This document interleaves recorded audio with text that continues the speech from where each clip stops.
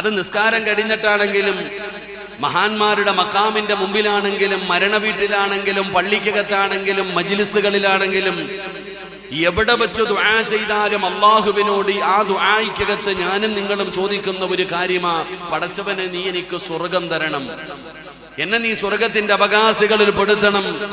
എന്റെ പ്രിയപ്പെട്ടവരെ, പരിശുദ്ധമായ റമളാനിന്റെ 30 ദിനരാത്രങ്ങളിൽ അശ്ഹദു അല്ലാ ഇലാഹ ഇല്ലല്ലാഹ് അസ്തഗ്ഫിറുല്ലാഹ് അല്ലാഹുമ്മ ഇന്നി അസ്അലുകൽ ജന്ന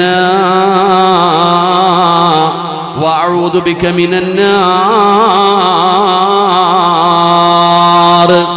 എല്ലാവരും അല്ലാഹുവിനോട് പരിശുദ്ധമായ റമളാനിന്റെ 30 ദിനരാത്രങ്ങളിൽ പടച്ചവനോട് ദുആ ചെയ്യുന്നവരാണ്.